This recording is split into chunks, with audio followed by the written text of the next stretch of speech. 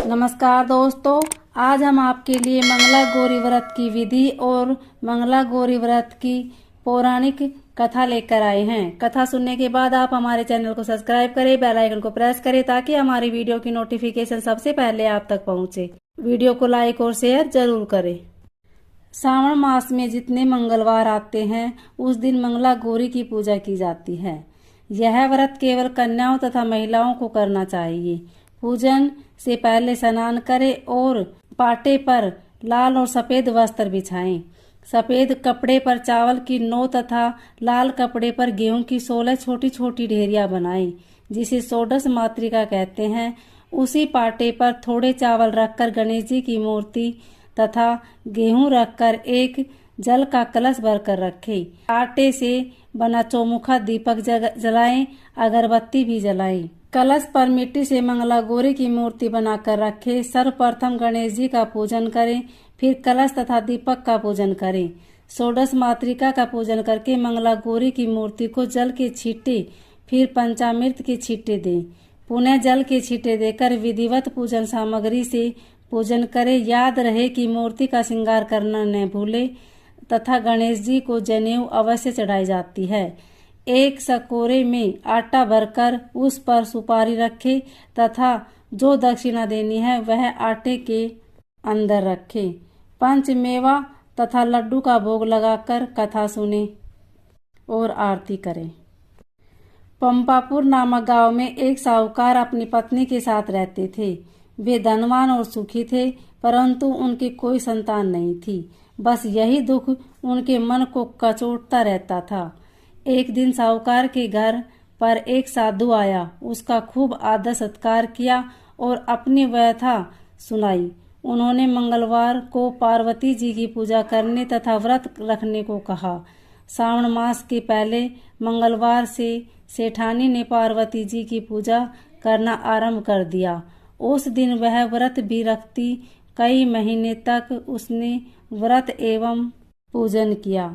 उसके भक्तिभाव से माँ पार्वती प्रसन्न हुई। एक दिन साहूकार को सौंपन आया कि जिस आम के वृक्ष के नीचे गणेश जी बैठे हो, उस आम के वृक्ष का फल तोड़कर तेरी पत्नी को खिला दे, तो अवश्य ही पुत्र रत्न की प्राप्ति होगी। अब तो साहूकार ऐसे आम के वृक्ष को ढूंढता फिरता। एक दिन उसे ऐसा आम का वृक्ष दिखाई दे गया।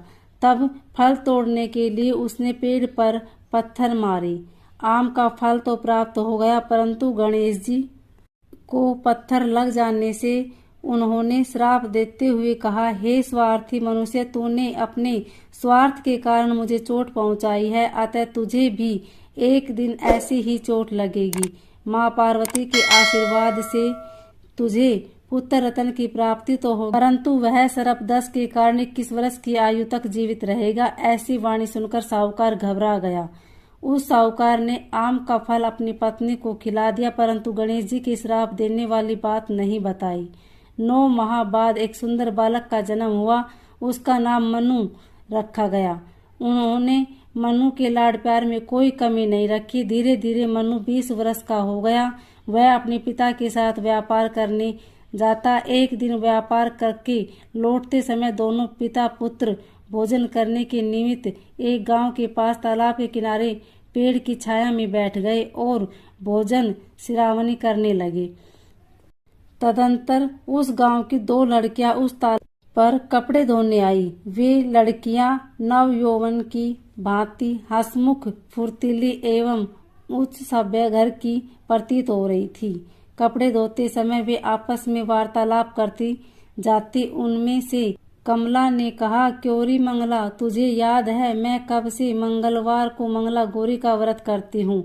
अब तो अगले मंगलवार का व्रत का उद्यापन भी करूंगी। इस व्रत के करने से मुझे मेरे मन लायक पति मिलेगा और सुख चैन से रहूंगी। कमला ने आगे कहा, मंगला तू भी अगले साल श्रावण मास से पहले मंगलवार से व्रत करना चालू कर देना, तो तुझे भी मनपसंद वर मिलेगा। इस वर को करने से पति की आयु भी बढ़ती है। तब तो मंगला भी व्रत करने को राजी हो गई। पेड़ के नीचे भोजन करते समय वे दोनों पिता पुत्र उन लड़कियों की बातचीत सुन रहे थे।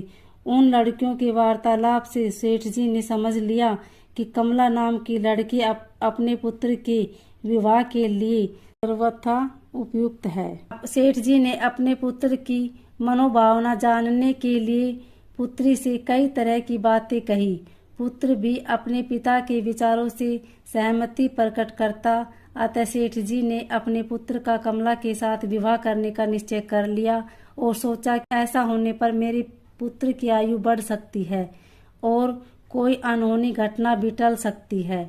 अब पिता पुत्र कमला के पीछे पीछे उसके घर गए। कमला के पिता भी नामी साहूकार थे।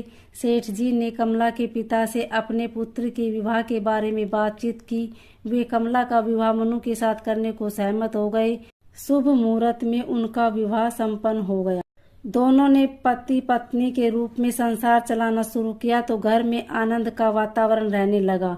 कमला ने ससुराल में आकर भी मंगला गौरी का व्रत नियमानुसार चालू रखा, जिससे माता पार्वती एक दिन कमला को सपने में दर्शन देकर कहने लगी, मैं तेरे व्रत से प्रसन्न हूँ, लेकिन तेरे पति की आयु बहुत कम है।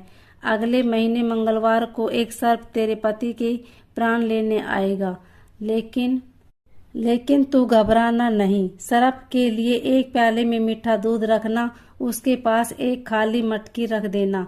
सांप दूध पीकर अपने आप मटकी के अंदर बैठ जाएगा। तब तू जल्दी से उस मटकी का मुंह कपड़े से बांध देना और उसे जंगल में छोड़ आना।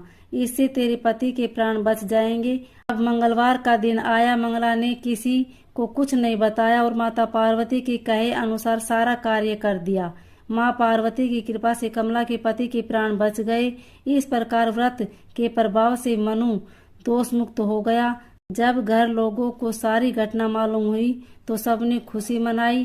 अब तो चारों ओर कमला का गुणगान होने लगा। गांव की महिलाओं ने कमला से व्रत का विधि विधान पूछा और व्रत करने लगी।